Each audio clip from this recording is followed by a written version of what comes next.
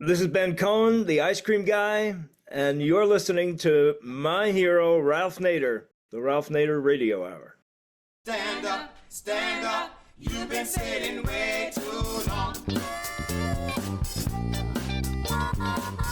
Welcome to the Ralph Nader Radio Hour. My name is Steve Scrovan, along with my co-host David Feldman. Hello, David.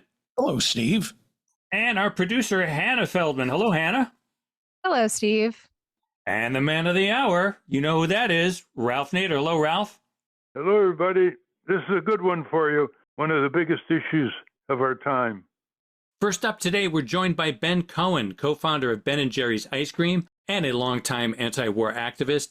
Today, we'll speak to him about his new campaign, Up in Arms, targeting the nearly $900 billion Pentagon budget and the $100 billion spent on nuclear weapons. His goal is to, quote, get our country to start funding the American dream instead of the death of millions of people, unquote. He's co-founded Up in Arms with retired military officers and national security experts, including friends of the show, Colonel Lawrence Wilkerson and Matthew Ho, and they argue that a budget is a moral document. The U.S. budget literally shows us what our country values. So we'll speak to him today about how Up in Arms is planning to advocate for a common-sense Pentagon budget. Next up, we speak to journalist Arwa Mahdawi, who writes in The Guardian, quote, we have no idea how many people have been killed in Gaza, but I would bet my own life that the number is far higher than the 60,000 number the media uses, end quote. And she goes on to say, quote, at this stage, it feels like journalistic malpractice to talk about 60,000 people being dead without explaining that the number is likely far higher. As always, somewhere in the middle, we'll check in with our indomitable corporate crime reporter, Russell Mokhiber. But first, it's time to reevaluate America's military budget. David? Ben Cohen is an entrepreneur, philanthropist, and longtime anti-war activist. He is co-founder of the ice cream company Ben & Jerry's and a prominent supporter of progressive causes. He is co-founder of Up in Arms, a public education and advocacy campaign pushing for a common-sense approach to military budgeting.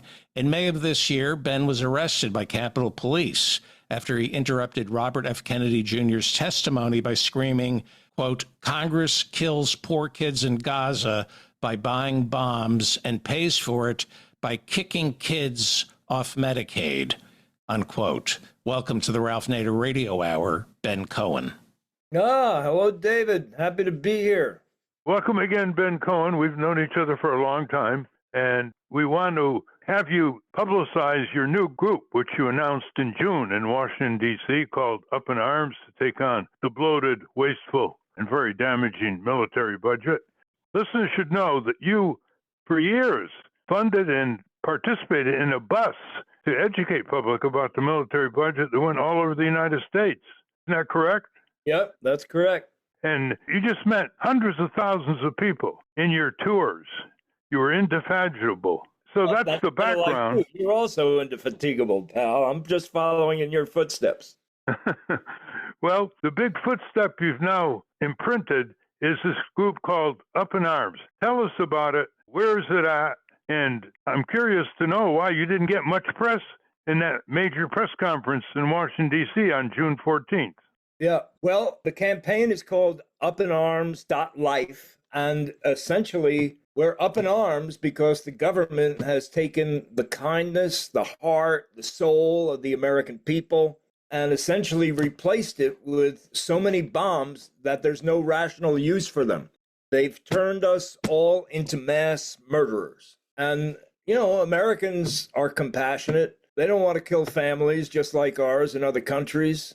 People want a good life for themselves and their kids, a decent place to live that doesn't cost an arm and a leg, good schools, affordable childcare. But when they go to the government talking about that, the government says, hey, there's just not enough money. What the government doesn't say is that they're spending all the money on preparing to kill literally millions of people around the world. And that's why we are up in arms. You know, politicians, starting from Reagan, are fond of saying a nuclear war cannot be won and must never be fought.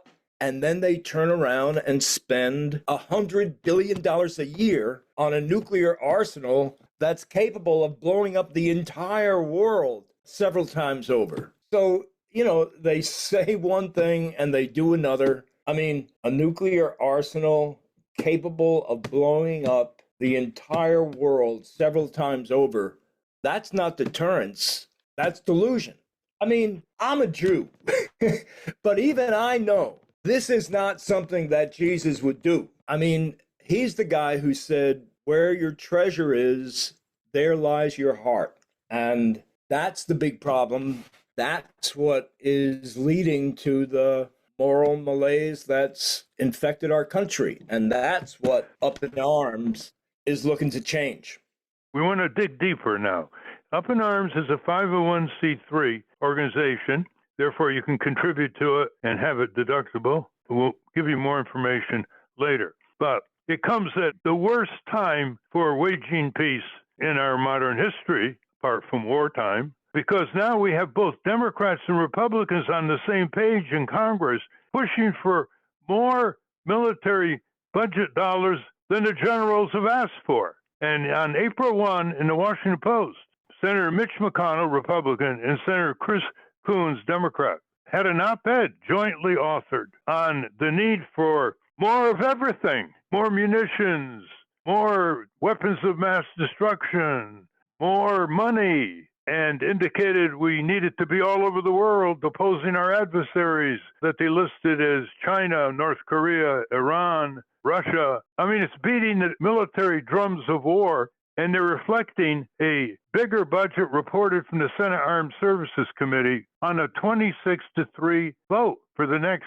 fiscal year. Well, it wasn't just McConnell and Coons. It was the majority of Republicans and Democrats in the Congress that has, since 2011, looked the other way to waste, corruption, and other devastating effects of the military budget with its never-ending insatiable contractors like Lockheed Martin, Raytheon, Boeing, General Dynamics. They don't know the word enough.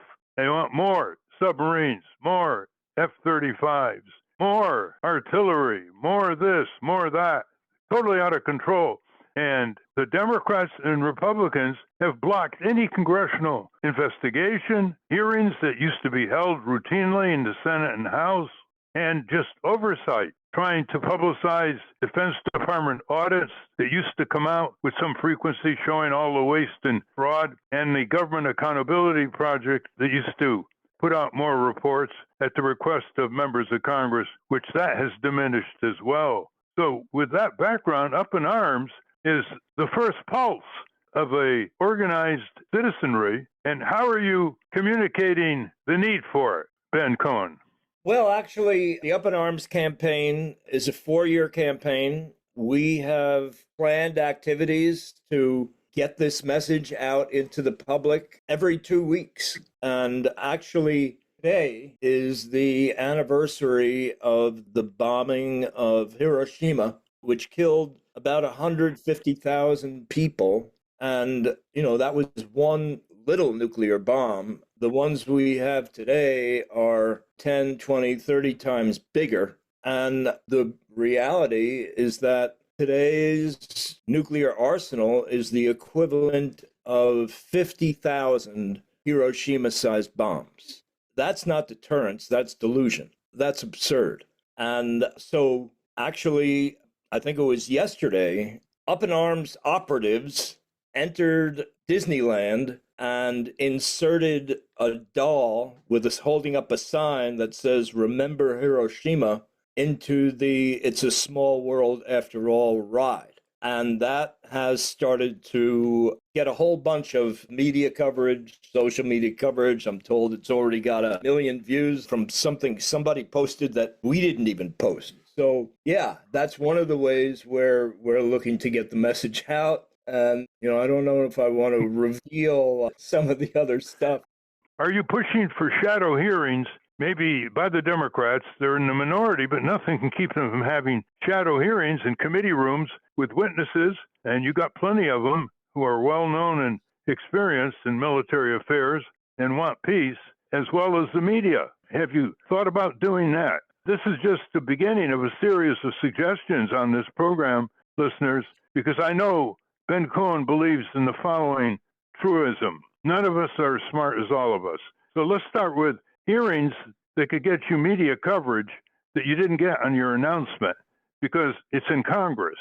It sounds like a great idea to me, Ralph. We haven't explored that idea. I really appreciate you raising it, and I'm going to talk to our guys about it. Okay. Connect with Congress Watch. They're looking at the military budget. That's part of Public Citizen. And they have people who go up on the Hill regularly, so that's a good ally.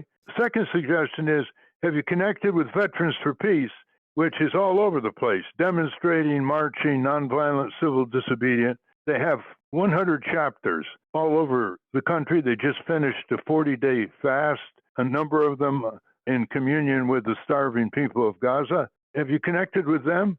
I certainly have. I had a conversation with Mike Ferner, who used to be the leader of it and was on this hunger fast and ended up in the hospital. Great guy. And yeah, I have tremendous respect for Veterans for Peace. They put their bodies where their mouths are, and they're dedicated, and they do great work. Another suggestion is to quote a former retired top military who know where the waste is from their experience in the Pentagon, and they're willing to speak out. I recall about 2003, the top Air Force general made a statement. This was when we were in Iraq with the criminal invasion of Bush and Cheney. He said, a very close paraphrase, if we can't protect the United States of America with $300 billion, we better get a new set of generals. Okay, let's say it's now $500 billion with inflation, etc. Well, the military budget now, give or take, is about $1 trillion. And what you're saying is you cut that budget in half and you can rebuild America. Why don't you elaborate on that?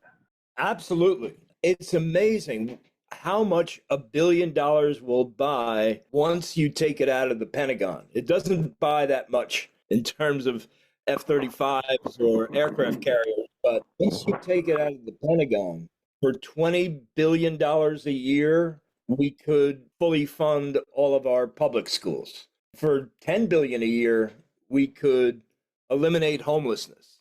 It's kind of amazing. I mean, you know, in terms of alternative energy, I think, again, it's like 20 or 40 billion a year, and you could have solar roofs on 1 million more houses every year.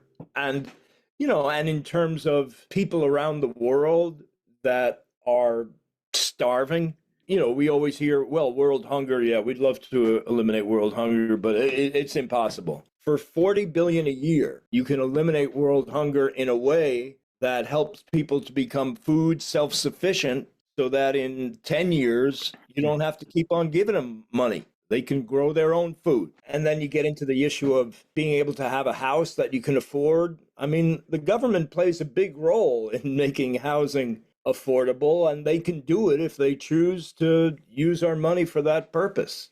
Return our taxes to the people, like for daycare, maternal leave, paid family sick leave. That's why there's less opposition to taxation in Western Europe, is because they get it back in the form of universal health care and all kinds of other benefits that we don't have, including ones I just mentioned. Let's turn to another subject, which is the decline in resistance in recent years to the bloated military budget. As the budget ran out of control with the big corporations running the show and putting their own people inside the Pentagon, the resistance got less and less. There used to be a group in the 1970s and 80s called Center for Defense Information. It was run by a top retired general and a top retired admiral, the former head of the Pacific Fleet. And they had a program on public radio, a weekly program. So why don't you resurrect that and contact NPR and say, hey, how about a program? You have military analysts that talk about war and empire. What about talking about waging peace, generating peace negotiations before and during conflicts around the world, and establishing treaties that control the arms race, which are now wobbly or being ignored or not being renewed between Russia and the United States as we speak? Give me your reaction to all that. I was a huge fan and supporter of the Center for Defense Information. I met Jean Larac, the admiral who started it. I became quite friendly with Jack Shanahan, another admiral who ended up running the place. And much of what I've learned about the Pentagon and the way the military is run, I learned from those shows. I bought the videos. I have the VHS tapes. And so because of several different reasons, the Center for Defense Information has essentially ceased to exist. I mean, it's a shadow of its former self. But to me, the key benefit of the Center for Defense Information is what you had was retired high-level Pentagon officers who could speak with credibility on these issues. I mean, a lot of this stuff is just common sense. Nuclear weapons being the easiest one to understand, that if it's about deterrence, you don't need to be able to blow up the entire world several times. But when you get into some of the more complexities, I mean, when you have the current generals, the members of the Joint Chiefs of Staff standing up there with their uniforms and their medals and stuff, you need some other credible person with the experience to support what you're saying. And that's what the Center for Defense Information was doing. Recently, well, a few years ago, I helped to found the Eisenhower Media Network, which is a home for retired high to mid-level military officers who disagree with the direction that the country is going, disagree with Pentagon policies, and we're trying to get them into the media. It's a little harder to get them into the media because the media tends to use these retired generals that are on the payroll of military contractors. And you think that what you're hearing is an impartial view from a retired general, but what you're getting is a spokesperson for war profiteers. Well, one of the strongest arguments you have is this gigantic military budget, which is now run by yes people to Donald Trump. Nobody's going to push back on Trump the way they did in the first term of Trump in the Pentagon. People like Secretary of Defense Mathis and Joint Chiefs of Staff Mark Milley and others, is this budget is in violation of federal law. Starting in 1992, the Congress required all departments and agencies in the executive branch to provide an audited budget every year to the accounting review arm of Congress, called the GAO. Every other department has complied, except the Pentagon. Now, they admit that they're in violation, but they say it's so complex, it's going to cost billions of dollars for outside accounting firms and several years to audit this sprawling worldwide operation, this empire with hundreds of military bases, with inventory all over the place that is unaccountable for, and therefore they reorder the inventory that they have, but they can't locate. That was true of the Air Force, for example. And they're in violation. Every Secretary of Defense, except the current one, has admitted it. And they said, we'll get it done in 4 or 5 years. Well, they never did. You make a big argument of that. I would guess if there's a poll of the American people and said, you think the Pentagon budget should be auditable, you'd probably break 95%. Yep.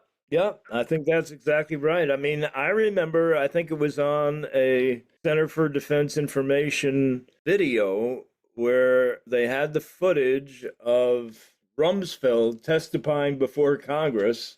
And Congress is saying, hey, man, the Pentagon budget can't be audited. And he's saying, oh, yeah, I'm really sorry. It's a big job. We're going to have it done in, like you said, 4 years. And that was sometime in the 1990s. Well, when you don't have an audited budget, or it isn't even auditable, according to the GAO, that is, they don't even have the figures that could make it an audited budget for the Marines, Navy, Air Force, Army, etc. When you don't have an audited budget and you have a greedy, demanding corporate contractors all over the Pentagon, more, forget about our delays, our defective weapons, and recontracting and upping the price like the F-35 boondoggle. You have a lot of waste and corruption, but you also have a lot of black budget, illegal uses of Pentagon money. And that's very mischievous around the world, overthrowing regimes, messing around in people's backyards, gets the U.S. in trouble. That's why we have what Trump called endless wars, which he's having trouble ending, if indeed he wants to. I think he's starting more of them. Yeah, that seems to be the recent events here. Let's go to another technique you developed that I must have given out all over the country. It's called the priorities pen.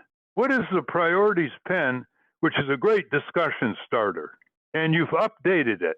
That's correct. It's updated to the current horror. It's a banner pen. So it's a pen that has a banner that pulls out of the barrel, which is quite unusual. People get quite a kick out of it. And on one side is a bar chart that shows how much the Pentagon spends versus how much other countries spend on their militaries. And essentially what it shows is that the Pentagon spends 300% more than the next highest spending country, which is China. And, and in terms of Russia, I think it's spending probably 8 times more than Russia. And in terms of Iran, we're spending, like you said, about $1 trillion. I think Iran is spending under 10 billion. So it shows the disproportionality. And, if the idea is to defend ourselves from what they call possible adversaries, I personally don't believe that those countries are really trying to invade the U.S. I've seen the effect of this pen. I've held it up before large audiences. We even auctioned it off to raise money for our campaigns. People love the pen. It's so graphic. And it shows the abysmal failure of the Congress and the lack of resistance by the citizenry. And now I want you to appeal to our listeners. What would you like our listeners to do? Go to upinarms.life and put your email in so that we can keep in touch. And I think that legislators are affected by letters to the editor in your hometown paper. They're affected by phone calls. They're not affected at all by clicking. And let them know what you think. We believe that we need to get the public to understand what's going on in order for Congress to finally make some changes. And of course, we need to elect some legislators that are not married to the military-industrial complex, that are not being funded by the military-industrial complex. Let's go to Steve. Ben, a few years ago, we had the journalist Alexander Coburn on the show, who wrote a book called The Spoils of War. And one of his arguments about the bloated military budget had not anything really to do with how it drains domestic priorities, but how all this spending actually weakens the military itself. And I thought if you could make that case, then you could get the more hawkish element of the military-industrial complex on your side by saying, actually, this bloat actually weakens our fighting force. Has that occurred to you as an angle? Yeah, it's definitely an angle when you're in a campaign and you're trying to communicate a message. You have to kind of simplify, and you have to, there's so many things to communicate, and you have to focus on just a very small number. But the point that Coburn was making is that half the money in the Pentagon budget goes to acquiring weapons from weapons manufacturers. And the new weapons that they want to use to replace the old weapons are always way more expensive than the old weapons. So you end up getting less weapons for the same amount of money. And then what happens is that the time schedule is way behind. They never hit the dates when they're supposed to have these weapons delivered. So then what happens is that they need to extend the lifespan of the existing weapons, and you end up spending more money and having a weaker Pentagon. I think also what Steve is implying is that when you have more money than is needed, you tend to invite corruption, cost overruns, machinery that doesn't work. And I would advise that you look into why the GAO and the Pentagon auditors are being asked to do fewer audits of the military budget, because there's almost a direct correlation between throwing money at a government program, especially at that scale, and corruption. And corruption is understandable to everybody. It's the number one political issue all over the world when the pollsters poll. And corruption and its exposure will help your group up in arms immeasurably. So you want to ask your members of Congress why you're not asking the GAO to conduct as many investigations of the military budget as it used to, and why Donald Trump wants to cut the GAO budget, which is not under his jurisdiction, it's under Congress, because he doesn't want any monitors of what they're doing there. And you can bet almost for sure that there's going to be more corruption under the Trump regime and Secretary of Defense Hegseth than in previous administrations, just because more money and more reckless jingoism and more approval of whatever the Lockheed Martin matrix wants to do is prevailing now in the Pentagon. Every major defense contractor has been prosecuted for fraud. Mostly they settle out of court. And in addition to reducing the reports from GAO, they've already decimated, I think as part of DOGE, the internal Pentagon Office of Testing and Evaluation. So they don't want to know if stuff doesn't work right. They talk about, quote unquote, acquisition reform for military hardware. And what they mean is we're going to get rid of all of the oversight. We're going to get rid of making sure that you're delivering the right stuff, that your stuff works. So that's what they're about. We're talking with Ben Cohen, one of the founders of Ben & Jerry's Ice Cream, and of course, one of the founders of the group we're talking about, Up in Arms. The one thing the press will jump on is corruption, and there's going to be more of it. So the more that can be stimulated in terms of sunlight and oversight by Congress and whistleblowing from Pentagon insiders, the more trouble for this bloated military budget and the Trump regime. David? And excessive military spending seems to be a political problem as well. So this is a serious question because it addresses how hard I think it is for the left to control the narrative.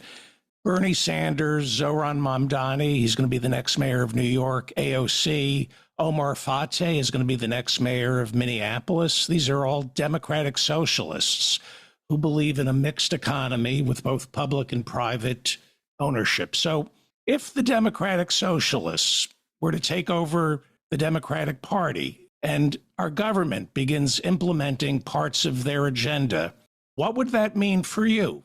You're a friend of Bernie Sanders. Is he threatening to ship you off to a re-education camp, subjecting you to struggle sessions, accusing you of being a class enemy? Because we don't control the narrative. That's what a lot of people think. So what happens to you if Bernie and AOC and Zoran Mamdani control the Democratic Party? I think I end up living in a much kinder, compassionate world where my grandkid is going to a public school that's more well equipped, where my child can afford a decent place to live, and where they can afford childcare. I mean, a country that is putting its money where its mouth is in terms of caring about its people.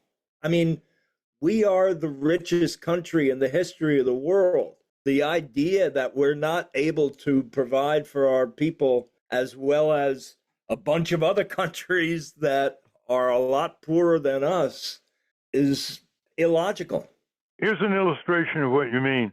The Republicans in Congress just rescinded $8 billion with a B that was already appropriated for the Agency for International Development, AID, for AIDS medicines, clean water, food supplements for people. And it costs less than $1,000 to save a life over there. It's simply because the precipice of dying results on a prescription, or clean water doesn't give babies dysentery. So they got rid of $8 billion, which Trump crowed about saving, and it's going to kill over the next few years 8 million people, mostly children and women, in these poor countries. 8 million people. Now, at the same time, Trump added $150 billion to the military budget. $150 billion, and then $44 billion more to deport anybody who he doesn't like who's a recent immigrant, whether undocumented or not, to countries around the world, paid for by the U.S. taxpayer. So there, listeners, is a perfect example of what Ben is talking about. the priorities are the priorities of an official death cult. Anna? My question is about what could be argued as sort of the myth of a balanced budget. Isn't it a red herring at this point to say that if we stop spending money on the military, we'll have all this money free to do good things domestically? It's malicious. They know, people are aware that they're killing people with the way they're spending money. And isn't it a little Pollyanna-ish at this point to say, oh, if we just inform people that things will change? What would you say to that? Well, I think people need to understand the concept of economic violence, which is that you harm and hurt people by decisions to spend money on weapons, and that means that you're not spending them on the things that people need, like healthcare. So when you talk about the balanced budget, I mean, for one, half of the debt that we have has been driven by wars. We continue to, have more wars that we don't pay for in real time, that we go to war based on borrowed money that our kids and our grandkids are supposed to pay off. So there's this idea that economically speaking, you can invest money in things that help produce a more educated workforce, a healthier population, and those are investments. They pay off. You end up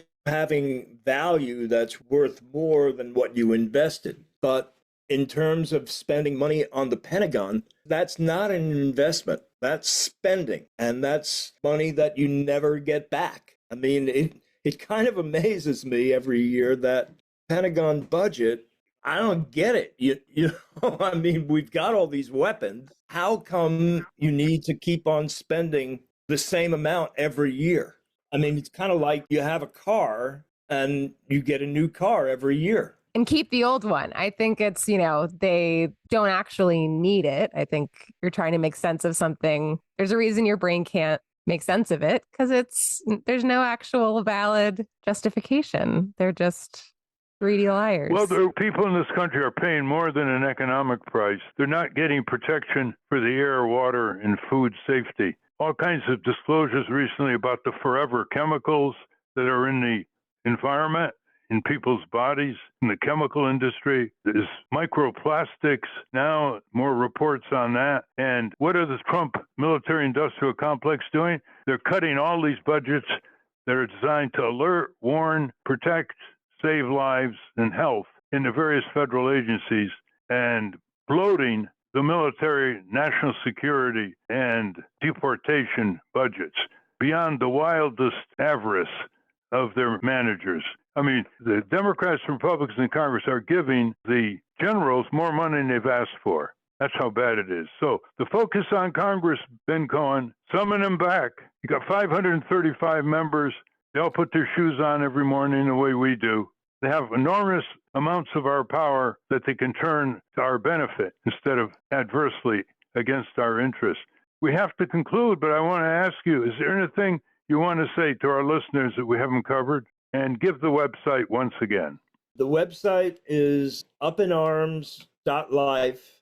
And, I just kind of go back to the moral issue of our time, which is Gaza. 2/3 of the American people don't support continuing to arm Israel. And we need to make our politicians pay the price for continuing to arm Israel. And we need to start. I mean, we have a midterm election coming up. If your guy voted to continue to essentially facilitate the genocide, vote him out. I'm glad you raised this. You've been very courageous on this, including Ben and Jerry's, and we applaud you and Jerry immensely for your work over the decades, just showing that you can run a business, make a profit, and do a lot of good for the world. Thank you very much, Ben Cohen. Well, thank you, Ralph. You've been doing amazing stuff for the world. I'm just totally honored to be on your show. And what can I say? You're my hero, baby. Well, what you can say is we're all going to follow through on these suggestions. All right. Sounds good to me. Thank you, Ben. Stay in touch. All right. Take care, Ralph. We've been speaking with Ben Cohen. We will link to his work at ralphnaderradiohour.com. Up next, we continue our chronicle of the vast undercount in the ongoing genocide in Gaza with journalist Arwa Mahdawi. But first, let's check in with our corporate crime reporter, Russell Mokhiber. From the National Press Building in Washington, D.C., this is your Corporate Crime Reporter Morning Minute for Friday, August 22, 2025. I'm Russell Mokhiber. Jerry Spence, one of the nation's top trial lawyers, died last week at his home in Montecito, California. He was 96. That's according to an obituary in the New York Times. Spence often boasted that he had never lost a criminal case with a jury trial as either a defense lawyer or a prosecutor, and that he had not lost a civil case since 1969. According to the Times, that was not actually true, but it was not far off. He was known to lose now and then, and several of his notable civil verdicts were overturned on appeal. But he seemed unbeatable, not only to courtroom foes, but also to lawyers who attended his seminars and to Americans who read his best-selling books and tuned in to his television programs and network commentaries. For the Corporate Crime Reporter, I'm Russell Mokhiber. Thank you, Russell. Welcome back to the Ralph Nader Radio Hour. I'm Steve Scrovan, along with David Feldman, Hannah, and Ralph. Our next guest asks the question, when will we finally admit the Gaza death toll is higher than we've been told? David? Arwa Mahdawi is a columnist for The Guardian and author of Strong Female Lead, Lessons from Women in Power. Welcome to the Ralph Nader Radio Hour, Arwa Mahdawi. Thanks for having me. Welcome indeed, Arwa. You wrote a column in The Guardian, you're a regular columnist in The Guardian, on August 8th, 2025. Quote, it's far more likely that the real death toll is in the hundreds of thousands. And by, quote, real death toll, quote, I mean direct deaths from military campaigns and indirect deaths due to the famine created by Israel's siege on Gaza, as well as deaths from preventable illness or medical conditions that couldn't be treated due to Israelis' blockade on medical supplies and destruction of hospitals. It also means bodies that are rotting under the rubble and may never be formally identified, end quote. I want to ask you, as a member of the journalistic profession, how can you explain the indifference of newspapers like the New York Times, Washington Post, Wall Street Journal, Associated Press?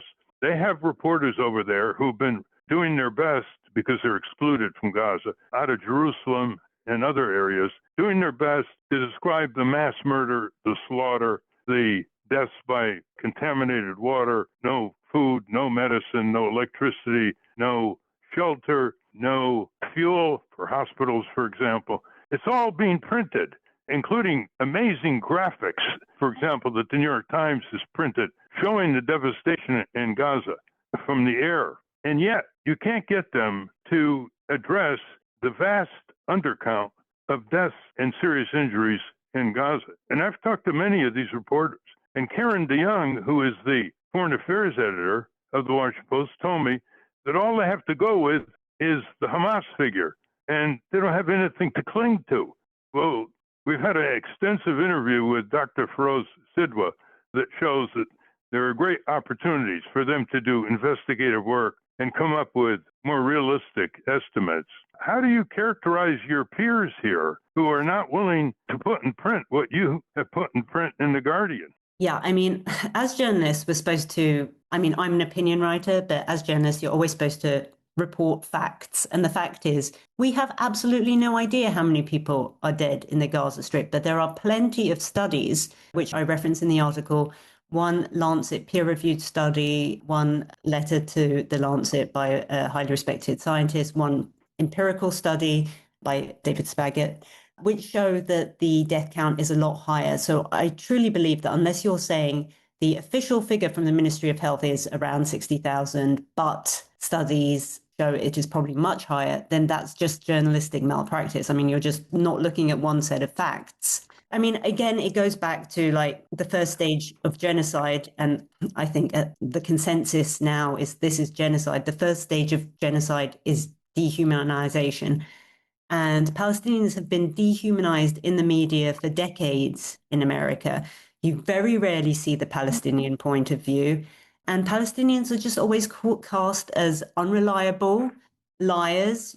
You'll remember at the very first days of this genocide, Joe Biden saying, we can't really trust the Palestinian numbers. We don't know if the Palestinians are lying.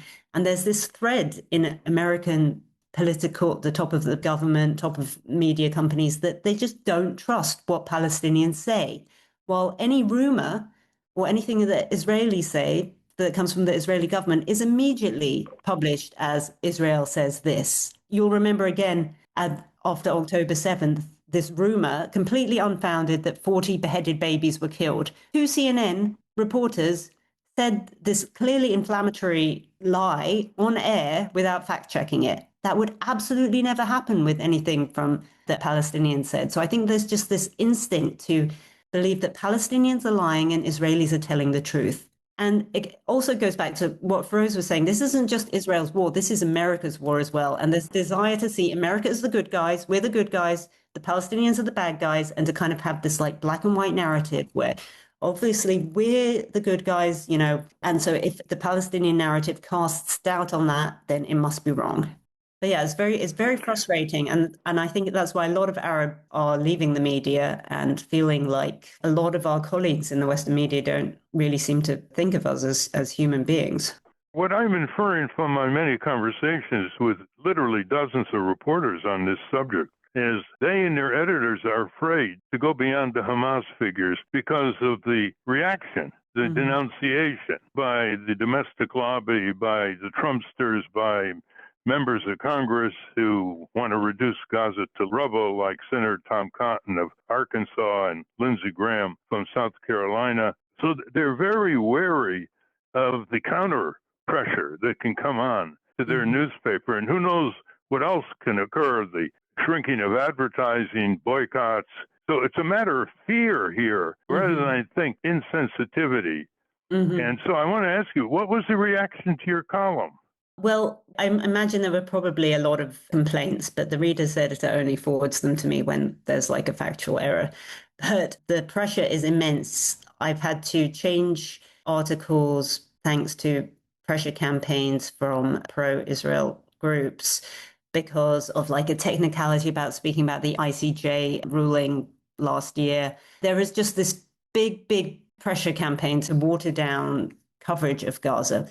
But, you know, and so I do understand the fear, but I also think that a lot of editors are not looking at the big picture. Because if you look at young people now, they mainly get their news from social media. And that's because when they open the page of the New York Times, and I write for The Guardian, and I think The Guardian is doing a much better job than a lot of the US media. But if you look at the New York Times, especially in the early days, is a completely different reality from what you're seeing on social media. So if you're a young person, you're like, how this legacy media is really not reflecting what I'm seeing on social media. Like, I don't trust it. I think that a lot of these legacy publications are not understanding that they're going to lose a lot of young readers who are getting their news from social media because they're just not trusting what they're reading in these papers, or they're just not seeing all the points of views that they want to see.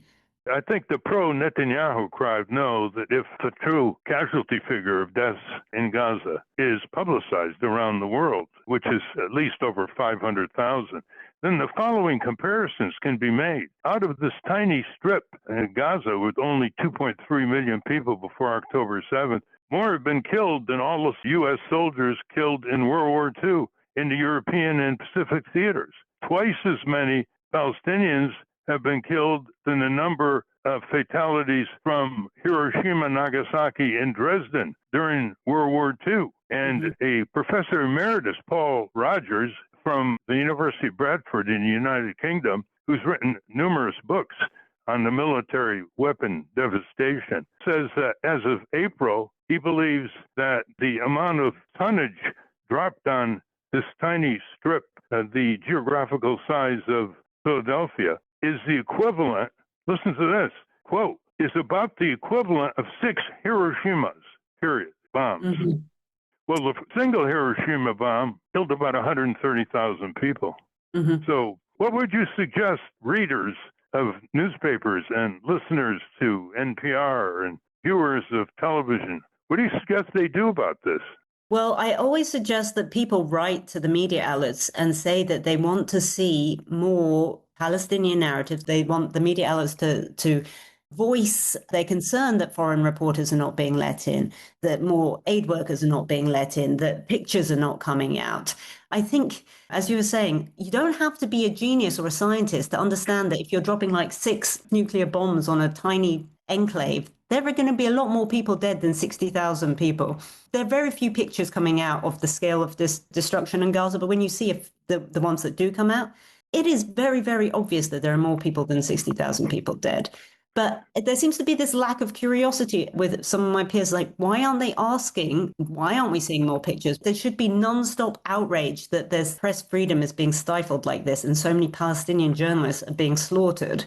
The conundrum here, and we're talking with the Guardian columnist Arwa Mahdawi, the conundrum here, Arwa, is that, to be fair, the New York Times, Washington Post, Wall Street Journal have published some pretty devastating reports from their reporters in that area. They put some devastating features on what's going on there, but it doesn't translate into editorial denunciation by these papers, and it doesn't translate into taking the next step and doing what they would do in other conflicts around the world where there isn't so much prejudice and domestic pressure, and find out what the death toll is. They estimated the death toll in Rwanda that they didn't have people on the ground, and in other conflicts, as I've noted repeatedly. So there's this gap between what the reporters are sending and what the lack of pursuit of the true death and serious injury toll, which changed the whole dynamics of the diplomatic, political, and civic pressures around the world when you have a real death count. In addition to respecting the Palestinian dead. I mean, there's almost no explanation of this beyond gross fear, intimidation, and some racism. What do you say? Yeah, I mean, I think, as you say, every outlet has put out some really great investigative reporting, some great features. But a lot of the time it's undercut by like insidious framing in the reporting. So, for example, the New York Times will often, and not just the New York Times, a lot of people will talk about the Hamas-run ministry to kind of push the idea you cannot trust them because it's Hamas. Also, the New York Times quite a few times has used the phrases like the Hamas death toll does not distinguish between civilians and combatants. And it doesn't go on to explain what constitutes a combatant, because Israel will often just say any male over the age of 16 is a combatant. So, it will cast doubt in these insidious ways. So there is this gap between like some of these great features that come out and the sort of supposedly objective reporting, which has this sort of insidious slant to it. And there is the New York Times, some of the most powerful writing, I think, comes from the doctors who are really the people on the ground and people that we instinctively trust, and people with no agenda other than helping people. And when the New York Times put out an op-ed, and it had to go into the opinion section, even though this is fact from multiple doctors showing that Israeli soldiers have been shooting children in the head, there was an enormous outcry about it. It got so many complaints. The New York Times had to put out a statement saying it stands by its journalism. So, I mean, again, it goes back to this pressure that you were talking about, that there is this massive desire to believe that the US and Israel are the good guys. And even when you look at all of the evidence, even when you look at all of the CT scans of kids being shot in the head, that this is somehow being made up, that this is Hamas propaganda. And the way that people talk about Hamas propaganda, you'd think that Hamas has like a Hollywood-style production suite in the ruins of Gaza, because, I mean, this is just obviously nonsense. Gaza is in ruins. They're not out there filming. People are literally saying, and it's the same thing that Russians were saying about Ukraine, that these are child actors. I mean, it is unbelievable, this desire to just pretend that nothing that is happening is true and that you shouldn't believe your own eyes. Of course, they don't pay attention to how this all happened. So whether it's Netanyahu's colossal blunder, which he's taken huge advantage of, and listed the unconditional support of the U.S., which is violating 6 federal statutes by sending weapons to countries violating human rights, etc., the press forgotten about that. Why do you think the press is going along with this? Well, I think in general, a lot of context is lost. And beyond what you're talking about, I think there's also this desire to say this all started in October 7th, when a lot of people still have no idea what was going on in Gaza years before and what life was like in Gaza years before. So again, this is like a failing of the media that constantly frustrates me, is putting forward the narrative that this all started on October 7th. And there have been things written about how Hamas was actually useful to him because they're not at all sympathetic and they make Israel look, much better. And so I think that there is some journalism there, but again, it goes back to framing in reporting where it all says, this started on October 7th and all of this, everything that's happening is the Palestinians' fault. And everything started with the Palestinians. Nothing should be blamed on Israel. The resistance of Israel is growing. Reservists are starting to speak out.